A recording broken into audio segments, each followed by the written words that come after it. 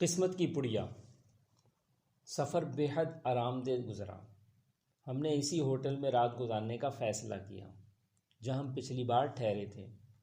عید کی وجہ سے رش بہت کم تھا، اس لیے ایک اچھا کمرہ آسانی سے مل گیا۔ ہمیں صبح جلدی اٹھنا تھا، سو ہوٹل پہنچ کر ہم کھانا کھا کر سو گئے۔ جنوری کا مہینہ تھا اور کڑکڑاتی سردی ہوٹل سے باہر جانے کا حوصلہ نہیں تھا، سو فجر کی نماز ہم نے کمرے میں ہی ادا کی۔ نماز کے بعد ندیم نے ناشتے کا آرڈر دے دیا۔ گرما گرم ناشتے اور بھاپ اڑاتی چائے نے کانپتی صبح کا کافی خوشگوار بنا دیا۔ ٹھیک 6 بجے ہم قونصلیٹ پہنچ گئے۔ گرم کپڑوں کی موٹی تہیں بھی سردی روکنے میں ناکام تھیں۔ آتا جاتا ہر شخص ہاتھ رگڑتا اور کانپتا نظر آ رہا تھا، مگر سختی کے باوجود وہاں امیدواروں کی ایک لمبی قطار موجود تھی۔ مختلف چہروں والے ان لوگوں میں مشترک بات ان کے خواب تھے، جو ان کی رنگ برنگی آنکھوں کی پتلیوں پر ناچتے گاتے آنے والے وقت کے پار اپنے اپنے نشیمن ڈھونڈنے کے انتظار میں پاگل ہوئے جاتے تھے۔ چہروں پر پھیلی آس و نراس کیفیت ان کے دلوں کی حالت کی ترجمان تھی۔ میں بھی چپ چاپ اسی قطار میں جا کر کھڑا ہو گیا۔ 7 بجتے ہی اندر جانے والا دروازہ کھول دیا گیا۔ میں بھی دوسرے لوگوں کی طرح اندر جا کے کرسی پہ بیٹھ گیا۔ تقریباً 2 گھنٹے کے بعد جان لیوا انتظار کے بعد میری باری آئی اور میں جا کے اپنے کاغذات جمع کروائے۔ انہوں نے میرے کاغذات چیک کرنے شروع کیے اور پھر مجھ سے یہ کہتے ہوئے کاغذات واپس کر دیے کہ آپ کا اسپانسر درست نہیں ہے۔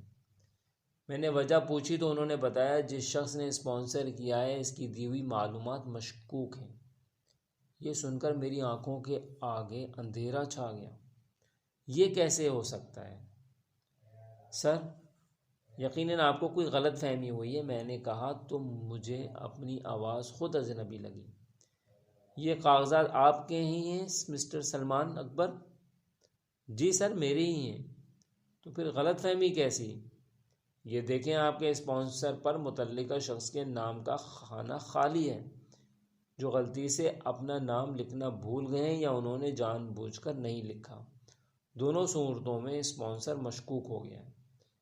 اب کیا ہوگا سر؟ میرا لہجہ رونے والا ہو گیا۔ ہونا کیا ہے؟ اگر آپ کا انٹرویو اس وجہ سے نہ ہو سکا تو آپ کے انٹرویو کے لیے جمع کروائی ہوئی $400 فیس ضائع ہو جائے گی، اس نے کہا۔ پلیز میری مدد کیجیے، کسی طرح مجھے نقصان سے بچا لیں، میں نے اس سے درخواست کی۔ میں کیا کر سکتا ہوں؟ جب تک آپ کے کاغذات مکمل نہیں ہوتے میں کوئی بھی آپ کی مدد نہیں کر سکتا، اس نے 2 ٹوک لہجے میں کہا۔ آپ میرے کاغذات جمع کر سکتے ہیں؟ میں نے کچھ سوچتے ہوئے اس سے پوچھا۔ کاغذات تو جمع ہو جائیں گے مگر اس کے ساتھ آپ کی فیس کا نقصان بھی ہو جائے گا۔ کوئی بات نہیں، آپ کاغذات جمع کر لیں، میں نے کہا۔ ایک بار پھر سوچ لیں، فیس کی رقم کافی زیادہ ہے، اس نے کہا۔ آپ سمجھنے کی کوشش کریں، میں بڑی مشکل سے کراچی سے اسلام آباد صرف انٹرویو کے لیے آیا ہوں۔ پلیز آپ میرے کاغذات جمع کر لیں، جو ہوگا بعد میں دیکھا جائے گا۔ ٹھیک ہے، جو آپ کی مرضی۔ یہ کہہ کے اس نے میرے کاغذات رکھ لیے اور میں ایک بار پھر باری کا انتظار میں ویٹنگ چیئر پر جا بیٹھا۔ سردی مجھے یہاں آنے سے نہیں روک پائی تھی، مگر اب مجھے خون اپنی رگوں میں جمتا ہوا محسوس ہونے لگا تھا۔ میں نے جسم کو ڈھیلا چھوڑا اور نیم دراز ہونے ہوئے کرسی کی پشت پر ٹیک لگائی اور لمبا سانس لے کے آنکھیں بند کر لیں اور اپنے رب کو پکارنے لگا۔ یا اللہ، مجھ سے جو خطا ہوئی ہے بخش دے۔ میرے مولا، میں تیرا گناہ گار بندہ ہوں، میرے گناہ نہ دیکھنا، اپنے دریا رحمت پر نظر کرنا۔ اے سمندر میں چلتی کشتیوں کو طوفانوں سے بچا کر پار لگانے والے، تو قادر بھی ہے اور قدیر بھی۔ مجھ غریب کا بھی بیڑا پار لگا دے مالک۔ میں نے تڑپ کر دل ہی دل میں دعا کی۔ ایک گرم قطرہ میری بند آنکھ سے کونے سے نکل کر کوٹ کی کالر میں کہیں جذب ہو گیا۔ آمین کہہ کے میں نے آنکھ کھولی۔ نظر کے سامنے عجب دنیا تھی۔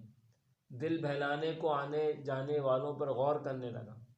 کوئی ہنستا نظر آیا، کوئی روتا، کہیں خوشی کہیں غم۔ یہ دنیا ہے اور یہی اس کے رنگ، یہی سب سے بڑی حقیقت ہے، یہی زندگی ہے سلمان اکبر، میں نے خود کو تسلی دی۔ اس بات سے کون انکار کر سکتا ہے کہ دل کے بہلانے کو کسی نہ کسی خیال کا ہونا لازم ہے۔ بس میں بھی خیالوں میں کھو گیا، خدا جانے میرے ساتھ کیا ہوگا، میں یہاں سے ہنستا ہوا جاؤں گا یا ان لوگوں کی طرح روتا ہوا۔ رد کیے جانے کی اذیت سے خدا کی پناہ، ان روتے ہوئے لوگوں کا درد مجھ سے زیادہ کون سمجھ سکتا تھا۔ میں تو پہلے بھی 4 بار ریجیکٹ ہو کر یہ زخم سہ چکا تھا۔ اے میرے رب، تو ہی مجھے اس تکلیف سے بچا سکتا ہے۔ لاٹری کا مطلب تو قسمت کی پڑیا ہے۔ اگر اب کی بار بھی میرا ویزا نہیں نکلتا تو ایسی لاٹری اور ایسی قسمت دونوں پر لعنت، کیونکہ پھر یہ قسمت کی پڑیا نہیں، خالی پڑیا ہے۔ خیالوں کے دریا میں بہتا ہوا جانے میں کہاں نکل گیا۔ اچانک میری نظر دیوار پہ لگے کلاک پہ پڑی تو میں چونک گیا۔ دن کے 2 بج رہے تھے اور میری باری کا نام و نشان تک نہ تھا، جبکہ میرے بعد آنے والوں کی کرسیاں خالی ہو چکی تھیں۔ کیا میری باری آئے گی یا نہیں؟ یہ برا خیال آتے ہی میرا دل اچانک میرے ہاتھوں سے نکلتا ہوا محسوس ہوا۔